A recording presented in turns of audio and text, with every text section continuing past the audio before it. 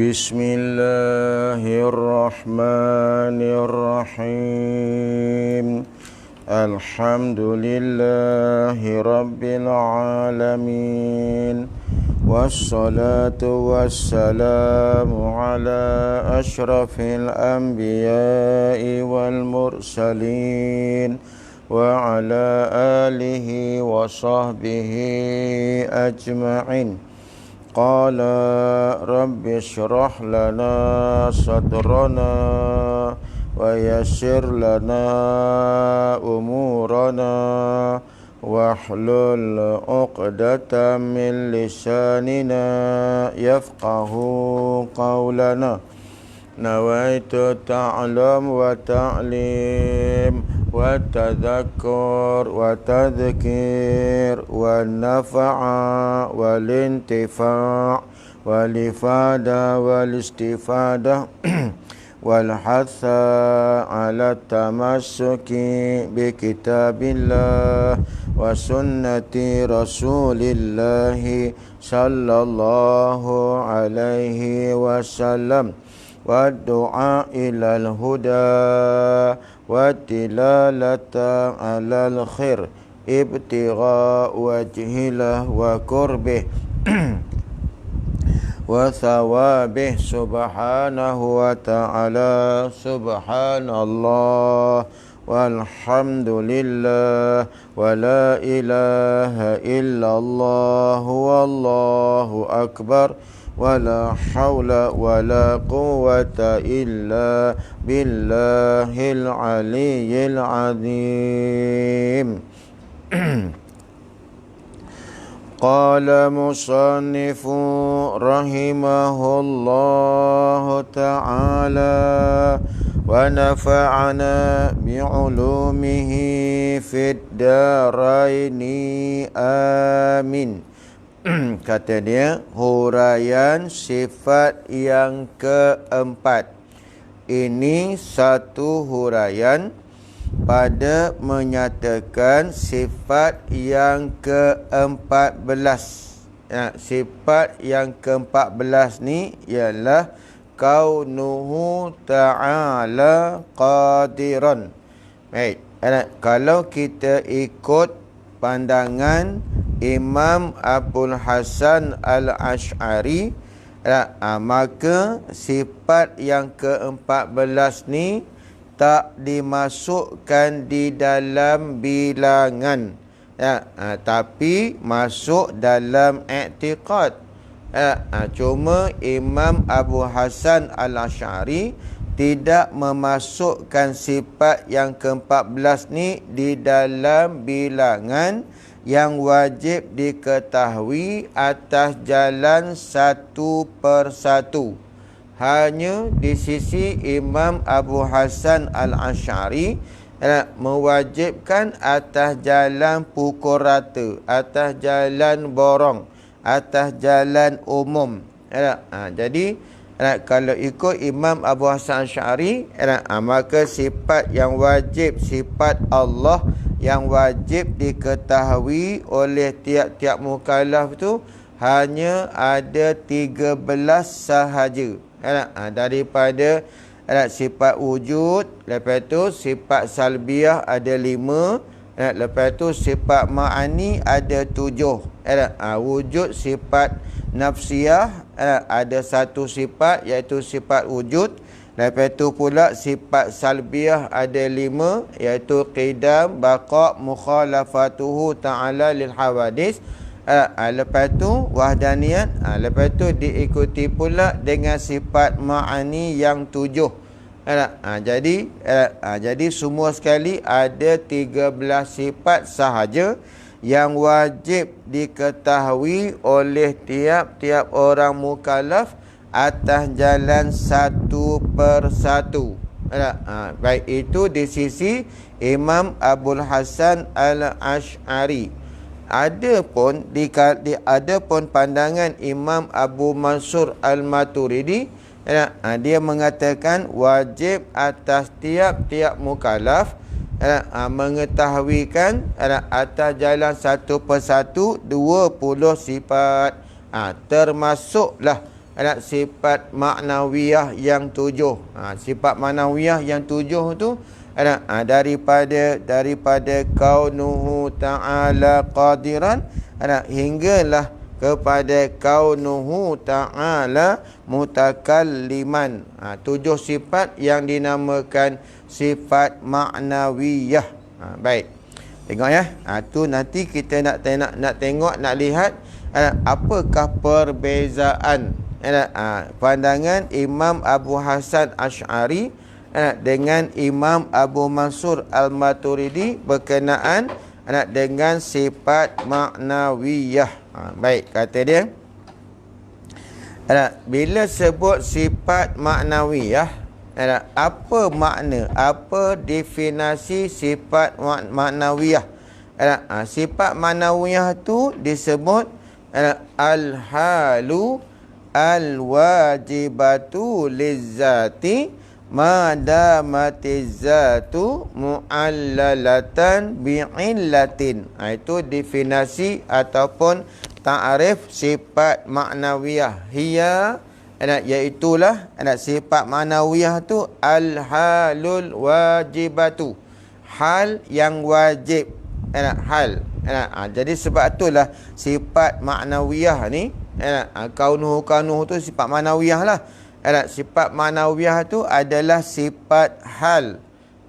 Sifat hal ni sifat yang menengahi, yakni sifat yang duk tengah-tengah. Duk tengah-tengah antara sifat antara ada dan tiada. Nak kata ada, dia tak boleh kelihatan. Nak dikatakan ada, sehingga dia tak nampak. Sebab tu tak boleh kata dia ada. Dia tak seperti sifat ma'ani. Kalau sifat ma'ani tu dia wujudi, mana dia ada pada zat.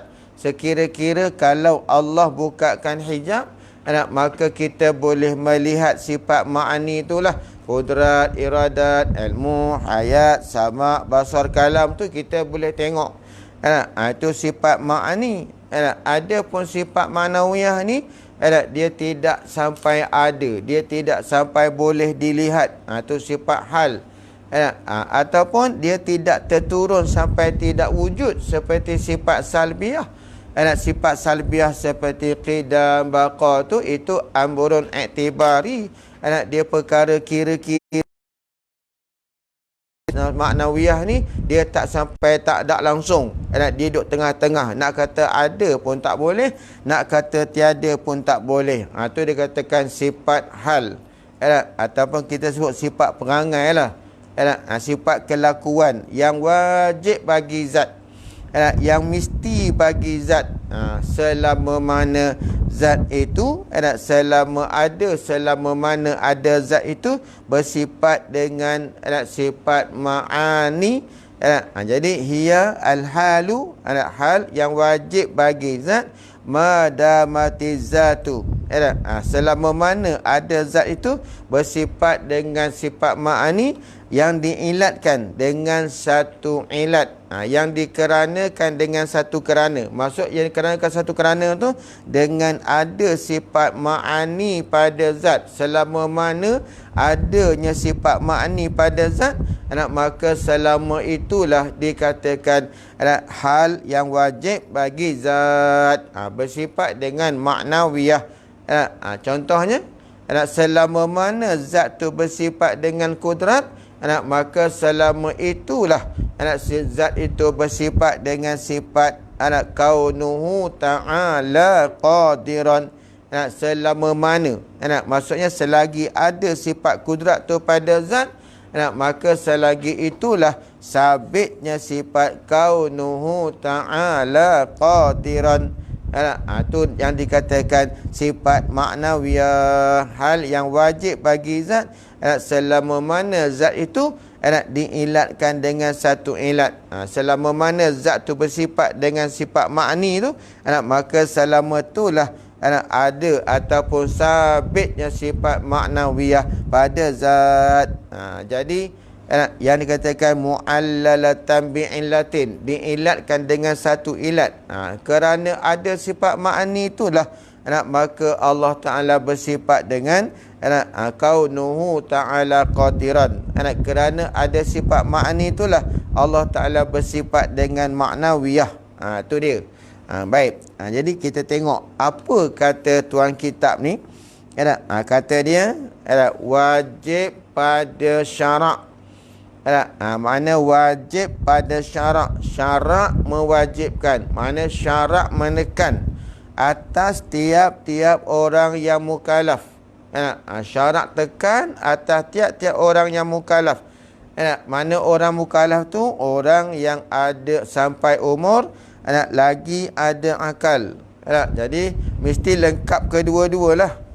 Sampai umur ada akal. Kalau orang tu sampai umur je tapi dia tidak berakal, contohnya dia gila, walaupun umurnya dah 20 tahun lebih, 30 tahun lebih dah, tapi sebabkan dia tidak berakal, maka tak dinamakan dia mukallaf.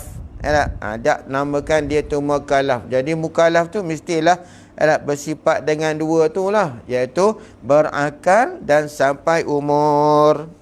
Sampai umur dia dan dia tu orang yang berakal. Baik, jadi syarak wajibkan atas tiap-tiap orang yang berakal tu, wajibkan apa? Mengetahui.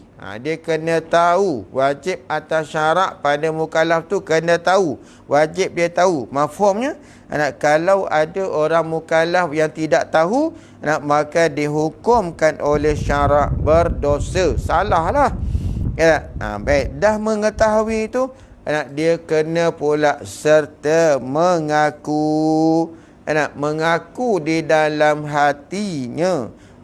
Jadi mengetahui tu habuan Islam, mengaku tu habuan iman. Dua benda yang berbeza. Dua perkara yang berbeza. Kalau tahu saja tidak ada pengakuan, bahaya juga orang macam ni.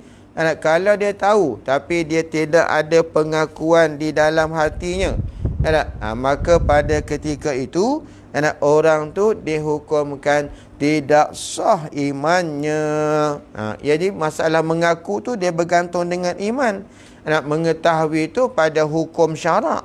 Syarak yang mewajibkan kena tahu.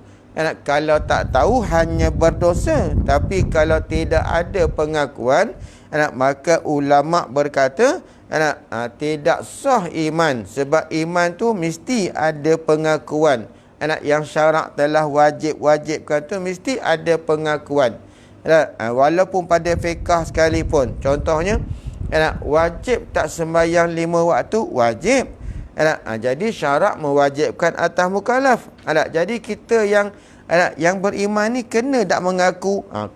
Kita kena ngaku dalam hati bahawasanya kewajipan sembahyang tu datangnya daripada Allah. Kena ngaku macam tu. Itu makna iman. Sama macam ni. Kena mengakulah pula dalam hati yang Allah Ta'ala tu. Tengok ya. Mengaku dalam hatinya, hati orang mukallaf tu. Mengaku apa? Dengan tentu sungguh keadaan Allah Ta'ala yang kuasa. Jadi dia kena tahu yang keadaan Allah Ta'ala tu berkuasa, dan dia juga kena masukkan dalam hati. Dia kena mengaku pula dalam hati dia yang tentu sungguh ada sabit pada Allah Ta'ala tu keadaannya, keadaan Allah Ta'ala yang kuasa, yang berkuasa. Boleh dah tu, yang kuasa ataupun yang berkuasa. Jadi dua-dua tu main peranan. Dua-dua mengetahui dan mengaku. Jadi kan lazimnya, lazim daripada mengaku tu, jadi lazim daripada adanya pengakuan, adanya mengetahui, ada pengetahuan. Tapi tuan-tuan sekalian, tak lazim dengan mengetahui itu ada pengakuan. Kenapa? Kerana ada tak orang yang mengetahui tapi tak ngaku? Ada. Tapi lazim daripada pengakuan tu mesti ada pengetahuan, mesti ada mengetahui.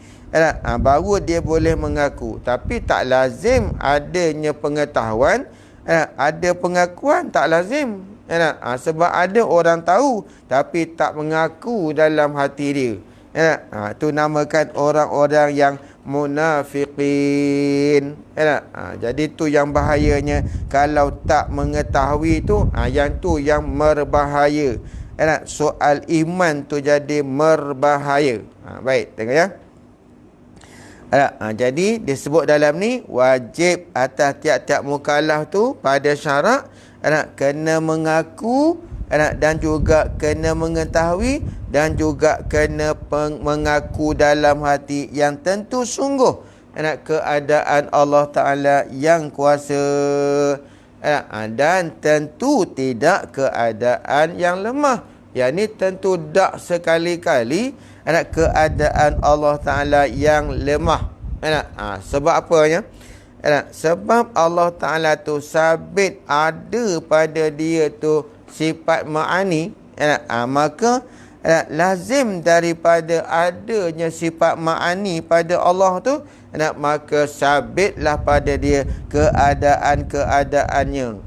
Keadaan-keadaan yang maknawiyah tu lah. Keadaannya yang kuasa, keadaannya yang berkehendak, keadaannya yang berilmu, keadaannya yang hidup. Kenapa? Kerana kan bahawasanya tiap-tiap orang yang tiap-tiap yang berkuasa, tak kiralah sama ada daripada yang qadim Allah Ta'ala, yang qadim ataupun yang baharu. Bila kita faham sabit ada kuasa pada seseorang itu, maka tentulah keadaannya yang sifat manawiyah tu lah, yang berkuasa, yang berkehendak. Kalau orang tu ada kuasa, maka dah tentulah keadaannya yang berkuasa. Walaupun kuasa tu, kudrat tu ataupun kekuasaan tu tak berlaku takluk sekalipun. Contoh saya bagi ya. Nak bagi faham statement ataupun kenyataan ni. Contohnya seperti seorang pegawai polis. Seorang pegawai polis dia ada kuasa. Ada kuasa tu tak lekang, tak hilang daripada dia.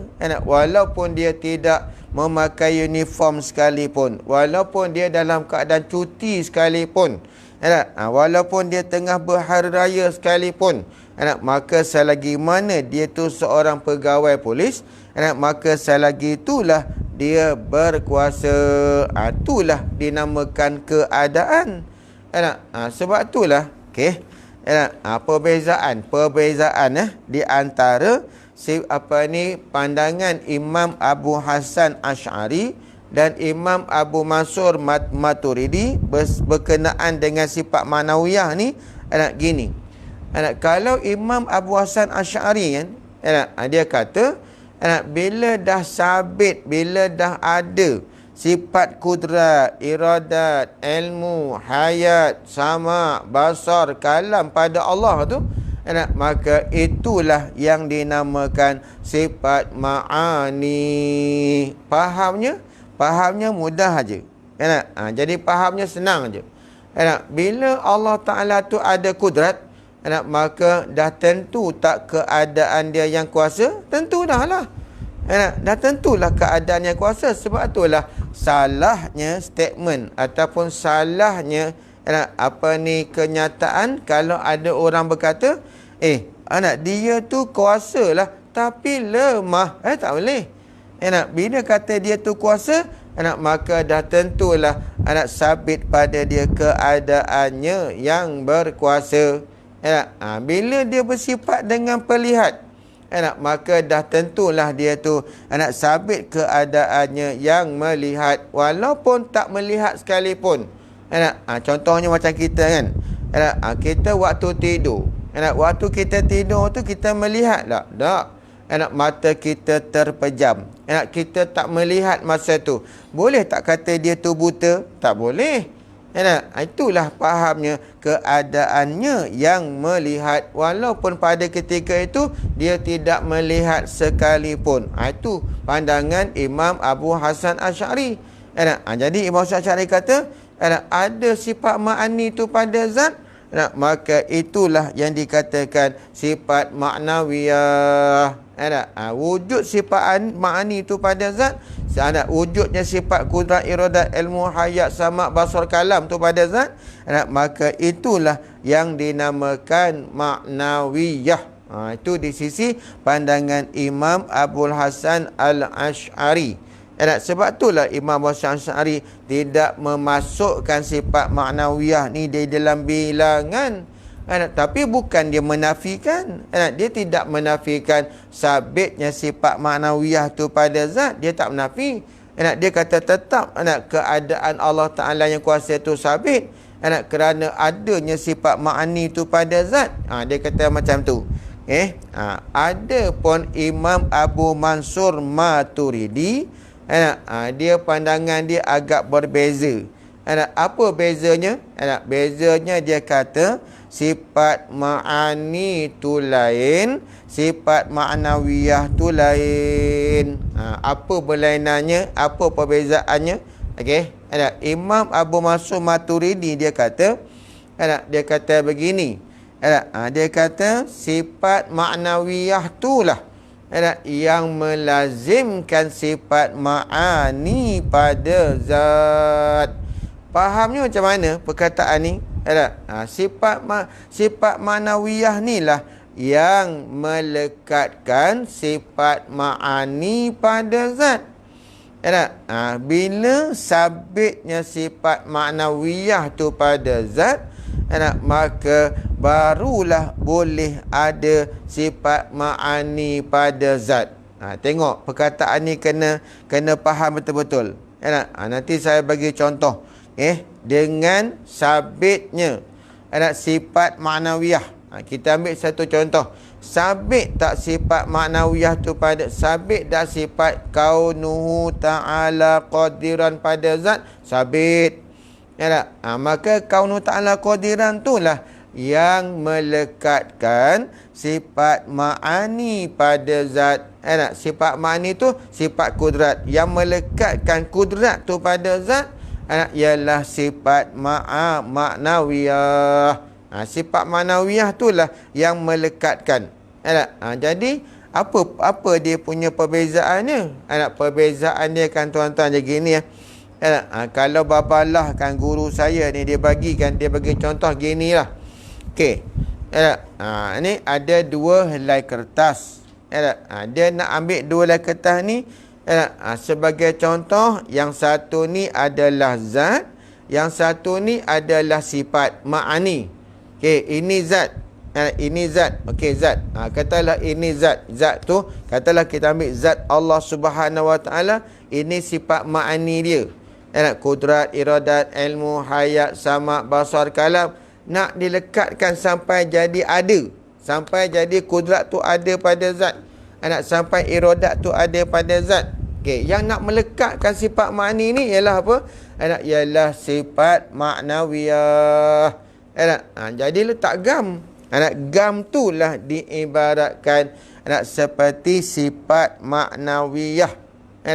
Bila diletakkan dekat-dekat, maka melekatlah sifat ma'ani ni pada zat. Bila sifat ma'ani ni lekat pada zat, maka pada ketika itu terlindunglah sifat ma'nawiyah yang tujuh tadi. Terlindung, tak nampak dah lah. Tak nampak dah. Tak nampak dah keadaan Allah Ta'ala yang kuasa. Tak nampak dah keadaan Allah Ta'ala yang berkehendak. Tak nampak dah keadaan Allah Ta'ala yang berilmu. Tak nampak keadaan Allah Ta'ala yang hidup. Tak nampak dah lah. Sebab terlindung dengan sifat ma'ani tadi, dia terlindung. Jadi kan, sifat ma'ani ni dinamakan lazim, sifat ma'nawiyah tu dinamakan malzum. Di sisi Imam Abu Mansur Al-Maturidi, yang melazimkan sabitnya adanya sifat ma'ani pada zat tu ialah sifat ma'nawiyah. Jadi sifat ma'nawiyah tu lain, sifat ma'ani tu lain. Di sisi Imam Abu Mansur Al-Maturidi, lain-lain, dia kata lain-lain. Kalau Imam Abu Hasan Syari, dia kata hak tular lah. Bukan benda berlainan pun. Dia kata hak tular lah. Benda yang sama lah. Dia kata, sebab itulah Imam Syari kata, bila kata sifat ma'ani maknawiyah tu, berlazim-laziman kedua-duanya. Tak ada lah lazim malzum. Yang ada lazim malzum tu, ialah pandangan Imam Abu Mansur Al-Maturidi. Di sisi Imam Asy'ari tak ada lazim malzum, tak ada. Yang ada lazim malzum tu pandangan Imam Abu Mansur Al-Maturidi. Baik. Tu beza dia. Tu perbezaan di antara dua kaul ni lah. Tengok. Tengok ya. Ini si kitab Misbahul Munir ni, dia ikut Asy'ari ke ataupun Maturidi dalam menghuraikan sifat maknawiyah. Tengok ya. Kata dia, dan keadaan itu ialah satu sifat yang melekatkan ia. Tengok, yang melekat ia satu sifat tu akan sifat kudrat pada zat Allah Ta'ala. Sehingga sifat kudrat tu ada pada zat. Tak boleh bercerai tanggal dah pada zat. Dengan sebab dilekatkan oleh sifat maknawiyah. Tu pada kenyataannya lah. Pada kenyataan statementnya macam tu. Yang melekat ia sifat maknawiyah tu akan sifat kudrat. Yang ini akan sifat makni pada zat Allah Ta'ala. Jadi bila sebut kaunuhu qadiran, yang mana satu sifat tu? Sifat tu ialah kaunuhu tu, keadaannya. Keadaannya itulah yang dikatakan sifat. Bukan qadiran tu sifat. Sebab saya pernah tengok satu kitab, tuan-tuan. Dia tulis tu kan. Dia tulis tu qadiran. Sifat manawiyah tu. Qadiran, muridan, aliman, hayyan, sami'an, basiran, mutakaliman. Itu bukan sifat. Bila sebut qadiran, itu merujuk kepada zat yang bersifat dengan kudrat. Bila satu zat tu bersifat dengan kudrat, maka dinamakan zat itu qadiran. Kalau satu zat tu bersifat dengan iradat, maka dinamakan dia muridan. Itu merujuk pada zat, bukan sifat. Jadi kitab tu nampaknya salah faham lah. Tapi saya tak ingat dah kitab tu siapa yang tulis, wallahu alam. Dan apa pandangan dia berkenaan dengan tu saya tak tahulah. Tapi saya tak nak komen lebih-lebih pun. Jadi guru saya kata kaunuhu tu yang sifat, bukan qadiran tu sifat. Qadiran tu nama bagi zat yang bersifat dengan kudrat. Itu kalau qadiran. Kalau muridan, muridan tu nama bagi zat yang bersifat dengan iradat. Macam tu. Baik. Jaga tu. Jangan kata qadiran tu lah sifat. Bukan. Qadiran tu itu isim fa'il. Isim fa'il tu merujuk pada zat. Bukan merujuk pada sifat. Yang kita baca ni sifat. Jadi sifat tu kena pada mana? Kena pada kaunuhu, keadaannya Allah Ta'ala tu yang bersifat dengan kudrat. Keadaannya yang qadiran. Kalau kita nak bagi panjang pernyataan tu, keadaannya keadaan Allah Ta'ala yang bersifat dengan kudrat. Itu panjanglah. Kalau kata kaunu ta'ala qadiran, keadaannya yang qadir. Jadi faham qadir tu bersifat dengan kudrat lah. Macam tu. Baik. Okey. Tu kena faham elok-elok tu. Kena faham bagi elok. Jadi di sisi Imam Asy'ari kan, dia tak menafikan. Bukan dikata setengah orang kata, tengok Imam Asy'ari menafikan sifat ni. Bukan nafi. Dia tak nafi. Cuma dia tak masukkan dalam bilangan. Pasal apa? Sebab dah bicara sifat, dah bicara ma'ani dah. Kudrat iradat. Bila kudrat iradat tu kita bicara, tentulah keadaan yang kuasa tu sabit. Mana boleh kata Allah Ta'ala tu anak kuasa tapi lemah. Mana boleh macam tu. Yang jadi kafir tu bila mana menafikan sifat kaunuhu ta'ala qadiran serta menyabitkan lawannya. Dia kata Allah Ta'ala tu tidak bersifat dengan kaunuhu ta'ala qadiran dan dia lemah. Yang itu maka sabitlah kufur orang yang beriktikad atau yang berkata macam tu. Baik. Kemudian kata dia jadi jelas kat sini kan. Bila kita baca dan keadaan itu ialah satu sifat. Tengok bila kata keadaan tu satu sifat. Bila kata satu sifat mestilah sandarannya pada zat. Sebab makna sifat tu maqama bi ghairih, barang yang menumpang pada benda lain ataupun yang berdiri pada benda lain, tu sifat kan. Jadi bila kita sebut sifat tu sandarannya zat. Sandarannya adalah zat. Jadi sifat ni yang melekat ia sifat tu akan sifat kudrat pada zat Allah Ta'ala. Dan ianya satu kelakuan, satu tabiat, satu perangai, kelakuan di antara ada dan tiada. Jadi nak bagi faham kita sifat ma'nawiyah ni dia tak sampai wujudi dan dia tak sampai pada peringkat tak wujudi, tak ada langsung tak. Dia duduk tengah-tengah. Nak kata ada tak boleh, nak kata tiada tak boleh. Sifat hal. Sebab itulah sifat hal ni di sisi Maturidi ni dia terbagi kepada dua lah.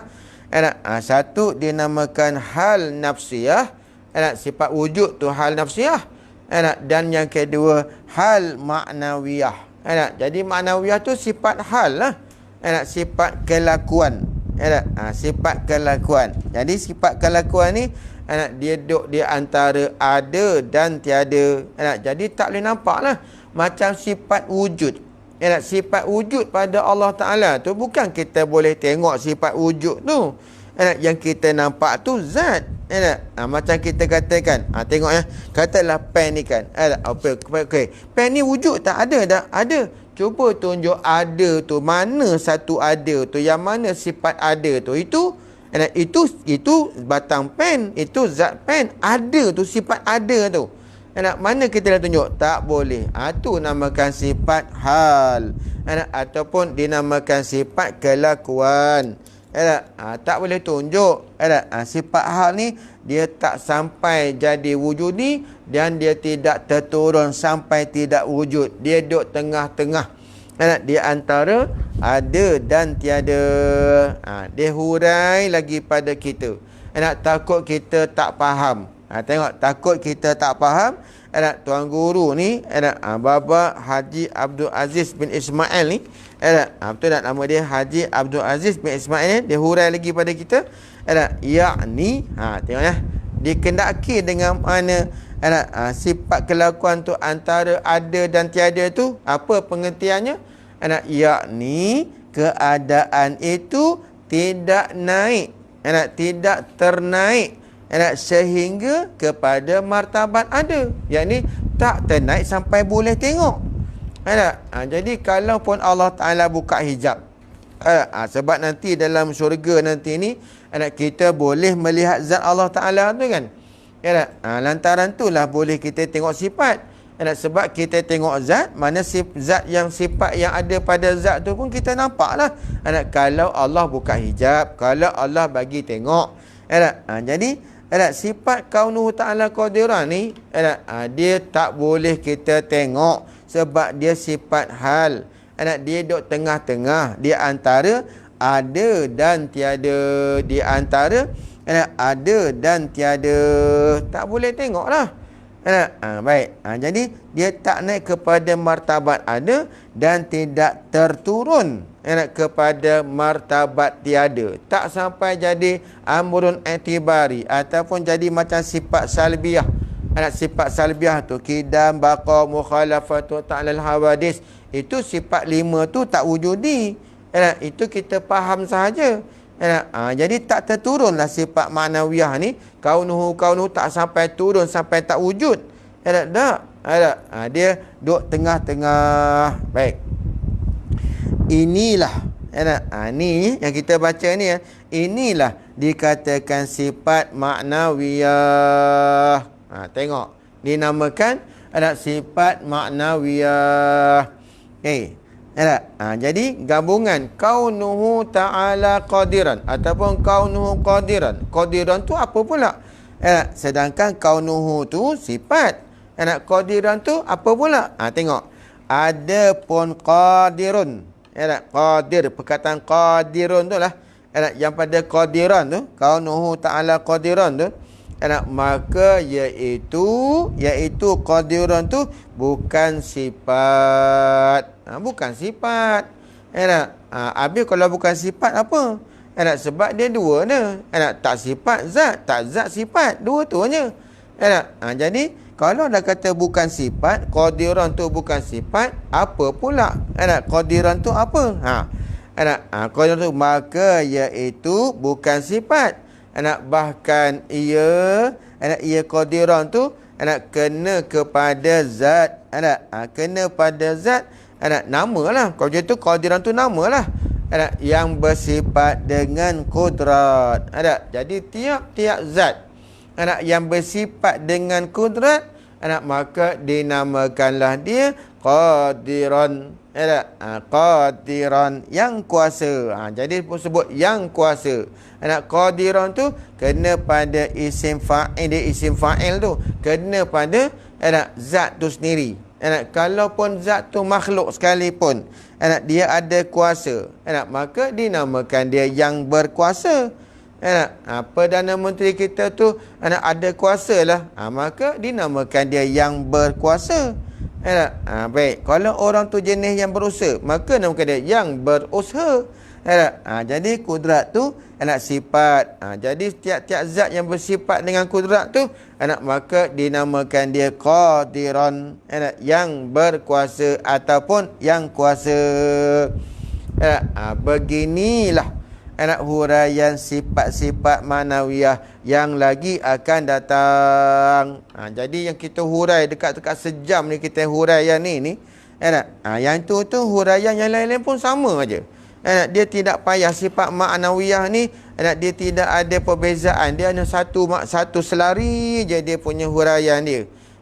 Selari je, tak ada kena nak faham macam ni ke, ada takluk begini ke, tak ada. Jadi sampai sifat ma'nawiyah ni kita boleh laju je dah. Bila habis sifat ma'nawiyah tu, maka habislah sifat Allah Ta'ala yang wajib kita ketahui atas jalan tafsil, atas jalan huraian satu persatu, habis lah. Ikut pandangan dua mazhab ni, Asy'ari dan Maturidi. Kalau Asy'ari habis lama dah, sebab 13, 14, 15, 16, 17, 18 sampai 20 ni, itu bukan Asy'ari punya pandangan. Baik, tengok ya. Okey, kemudian kata dia, maka baik, beginilah huraian sifat-sifat manawiyah yang lagi akan datang. Yang akan datang tu kaunu ta'ala muridan, kaunu ta'ala aliman, kaunu ta'ala hayyan. Sampailah kepada kaunuhu ta'ala mutakalliman. Okey. Dan dalil atas demikian itu.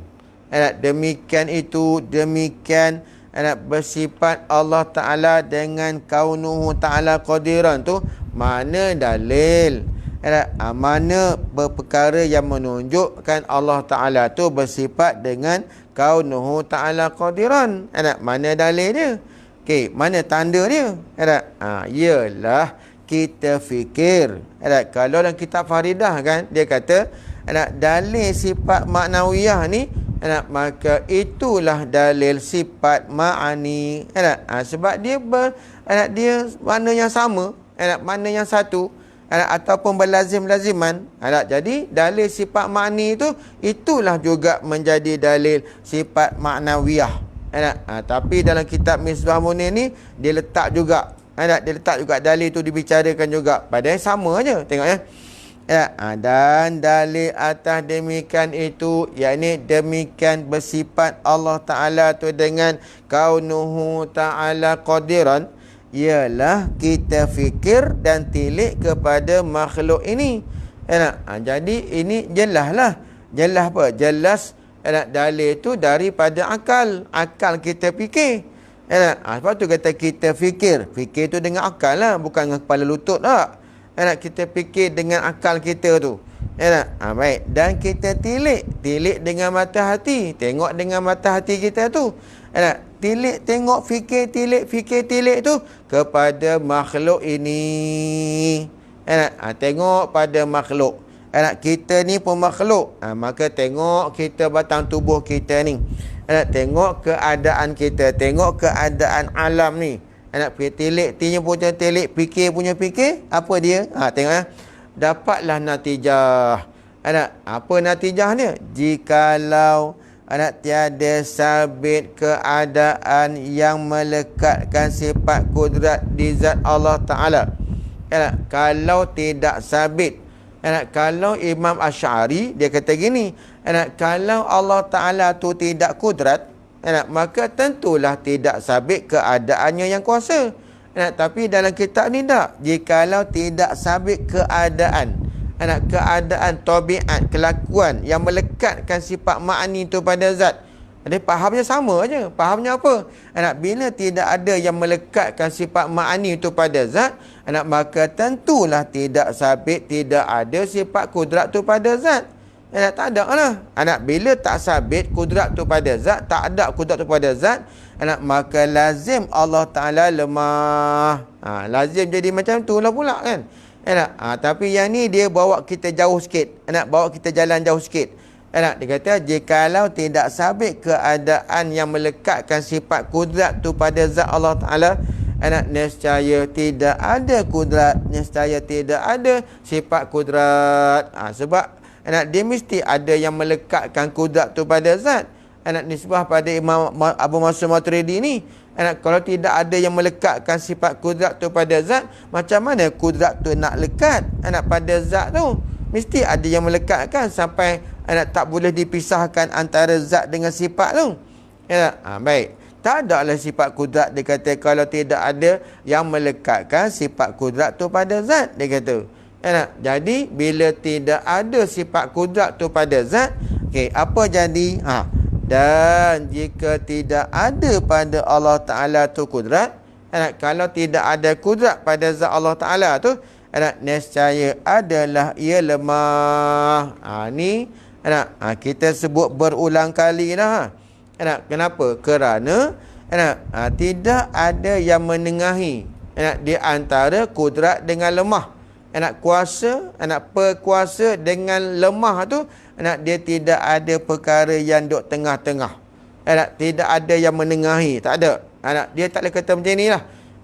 Jadi dia tak boleh kata, kita tak boleh kata dia tu lemah pun tidak, kuasa pun tidak. Tak boleh. Dia tak boleh. Dia mesti salah satu. Dia mesti salah satu. Kalau tidak ada kudrat pada zat, maka pada ketika itu sabitlah lemahnya. Jika tidak ada lemah pada zat, maka sabitlah kudratnya. Jadi tak boleh kata dia tu kan kudrat pun tidak, lemah pun tidak. Tak boleh.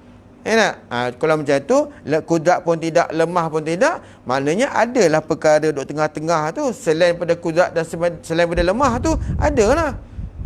Padahalnya dia bukan macam tu. Padahalnya kan, kudrat dengan lemah ni kan, dia tak boleh duduk sekali. Dan dia tak boleh kata tidak ada kudrat, tak lazim lemah. Tak boleh. Dia mesti kata tidak ada kudrat pada zat, lazim lemah. Tidak ada lemah pada zat, lazim kudrat. Dia mesti macam tu. Dia mesti macam tu. Macam kita sebut sifat kita kan.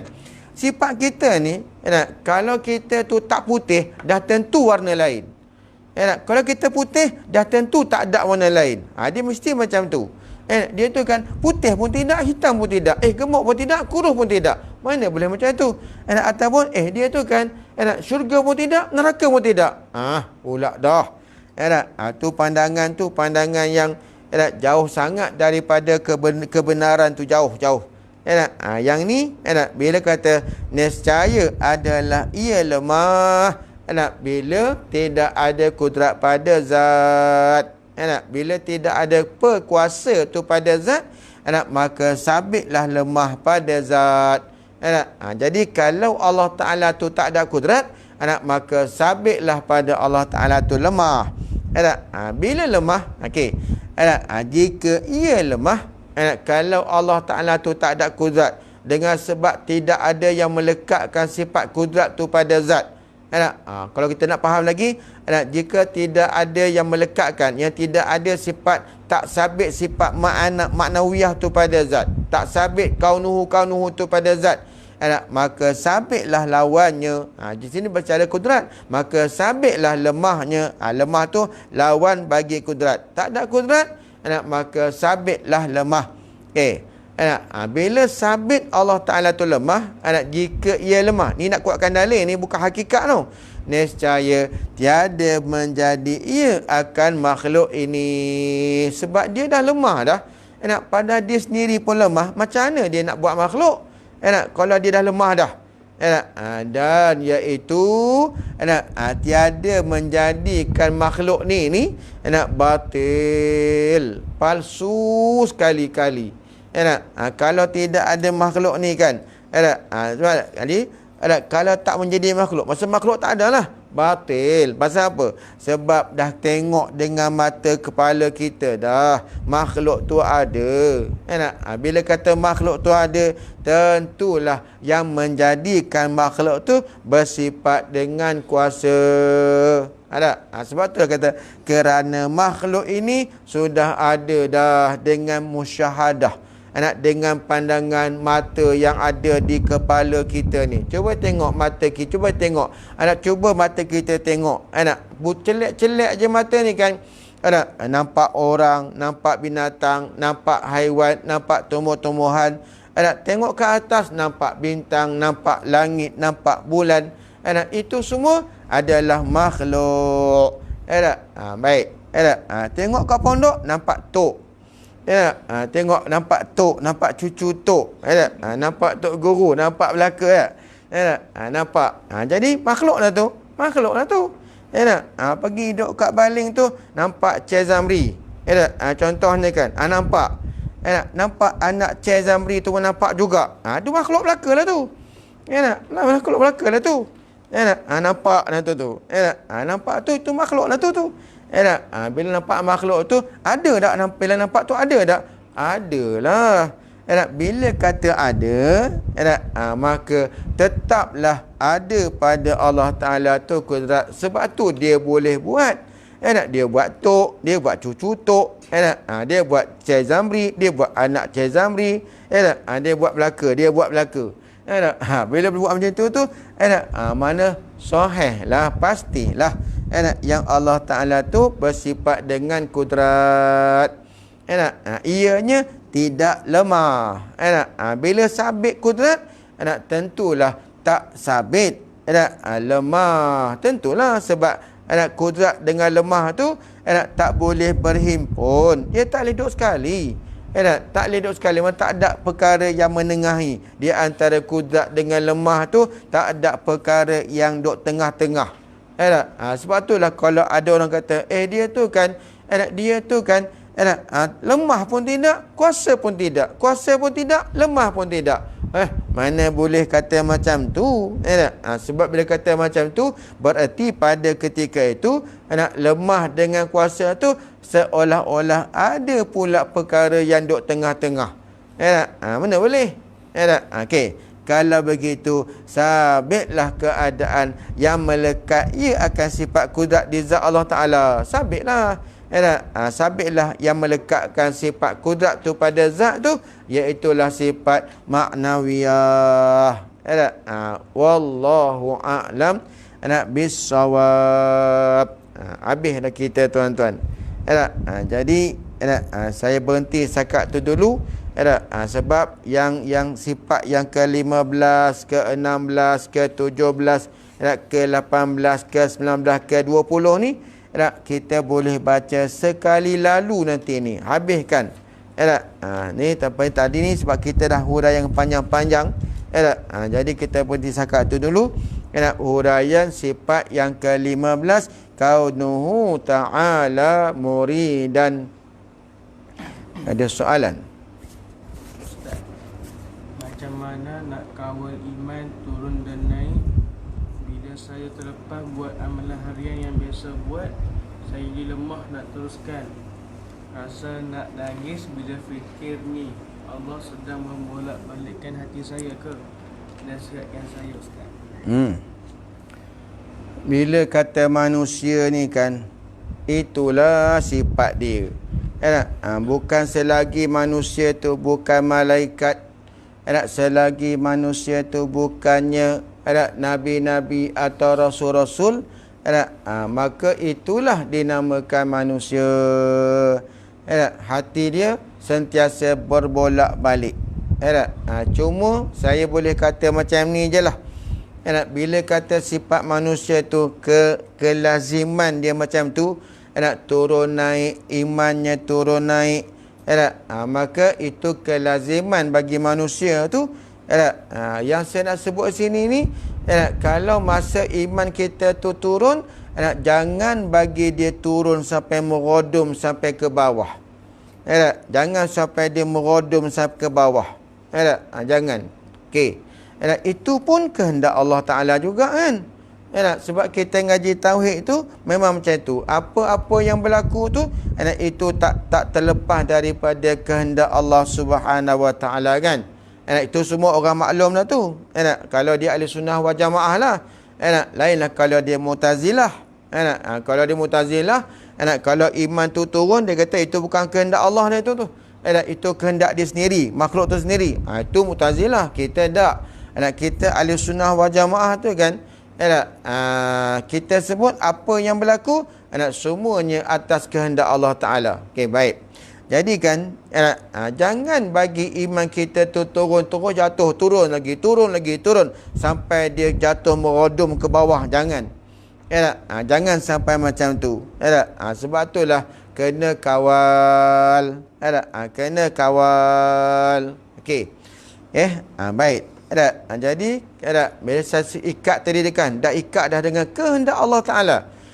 Maka kan tuan-tuan, orang kata, kalau macam tu Ustaz, tak payahlah, dah Tuhan kena macam tu. Itu dah jadi Jabariyah pula.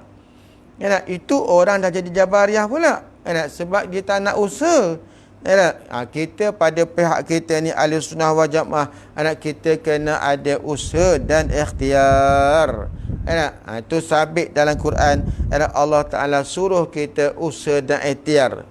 Cuma ikat tu ialah usaha dan ikhtiar tu pun daripada kehendak Allah Ta'ala juga.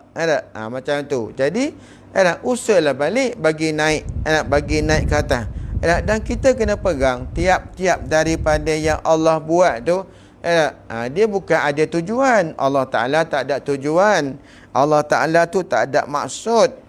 Tapi tak terlepas tiap-tiap daripada ketentuan Allah Ta'ala tu ada hikmah, ada kegunaan. Dan kita wajib pegang. Wajib kita mempercayai bahawa tiap-tiap perkara yang Allah dah buat tu, pasti dah ada faedah atau semuanya adalah baik belaka. Baik, cuba tengok ya. Baik, bila iman kita jatuh, tuan-tuan ya, kita ni usaha nak bagi naik balik, dengan apa? Dengan kita berazam. Berazam macam tu dapat pahala tak? Dapat. Jadi seolah-olah kan Allah Ta'ala nak bagi kita pahala yang berganda. Sebab itulah dia buat kita. Bukan sebab tu dengan mana tujuan. Hikmah dia. Hikmah kita turun jatuh seseorang tu imannya. Ataupun buat maksiat seseorang tu. Allah Ta'ala bagi dia kesedaran untuk dia bertaubat. Untuk dia berdoa. Taubat, doa tu ibadat tak? Ibadat. Seolah-olah Allah Ta'ala nak bagi dia pahala yang nak berganda-ganda. Itu cara orang ahli sunnah wal jamaah. Kalau jawapan Mu'tazilah tu mungkin lain lah. Wallahu alam bissawab. Okey, ada lagi soalan?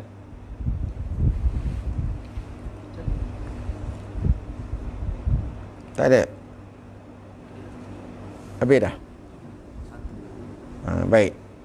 Jadi insya-Allah kita sambung pula pada masa akan datang Nanti kita hurai sampai habis lah kalau sempat. Sifat yang ke-15 hinggalah kepada sifat yang ke-20. Wallahu a'lam bissawab. Bismillahirrahmanirrahim. Alhamdulillahirabbil alamin wassalatu wassalamu ala asyrafil anbiya'i wa mursalin wa ala alihi washabihi ajmain. Allahumma ya azimah sultan, ya qadiman ihsan, ya daiman ni'am, ya kasirajud, ya wasi'al ata', ya khafiyya lutuf, ya jami' sana', ya haliman la ya'jal. Salli ya rabbi ala sayyidina Muhammadin wa alihi wa sallim wa rida sahabati ajma'in. Allahumma lakal hamdu syukra wa laka manu fadla wa anta rabbuna haqqa wa nahnu abiduka riqqa wa anta lam tazal zaka ahla. Ya muyassira kulli asir wa ya jabira kulli kasir wa ya sahiba kulli farid wa ya mughniya kulli faqir wa ya muqawwiya kulli ta'in wa ya ma'mana kulli makhi yassir alaina kulli asir wa tasra sa'alaka yasir. Allahumma ya man la yahtaji lil bayan wa tafsir hajatuna kathira anta alimun biha wa khabir. Allahumma inni akhafu minka wa akhafu mimma yakhafu minka wa akhafu mimma la yakhafu minka. Allah bihaqqi man yakhafu minka najina mimma la yakhafu minka. Allah bihaqqi sayyidina Muhammadin ahrasna bi'ainika lati la tanam wa kanafna bikanafika alladhi la yuram warhamna biqudratika alaina fala nahlaka tasaqatana wa raja'una. Wa sallallahu ala sayyidina Muhammadin wa ala alihi wasallam. Walhamdulillahi rabbil alamin. Berkenaan hadis Nabi, di dalam tubuh anak Adam terdapat satu daging iaitu hati. Jika baik maka baik semuanya dan sebaliknya. Soalannya apa? Itu lah. Dia suruh Soalan dia itu, soalan tu hadis tu betul dah tu hadis tu. Hadis berkenaan dengan inna fi jasad ibni adam mudghah. Iza salahat salah jasadu kullu wa iza fasadat fasada jasadu kullu. Ala wahya al-qalbu. Dalam anak Adam tu ada seketul darah. Ada seketul darah, seketul daging. Baik. Kalau baik daging tu, maka baiklah jasad sekaliannya. Sebaliknya kalau darah tu tak baik, daging tu tak baik, maka tak baiklah jasad sekaliannya. Ya, jaga-jagalah. Iaitulah hati. Jadi maknanya kan, kalaulah terzahir pada manusia tu kebaikan, menunjukkan hati dia baik. Jadi kalau terzahir pada anggota ni kejahatan, maka punca dia daripada hati yang jahat. Jadi tak sangkut pun dengan yang kita bicara tadi berkenaan dengan tauhid tu.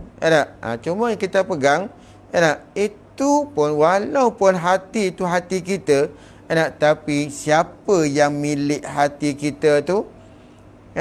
Tu soalan, siapa yang milik hati kita tu?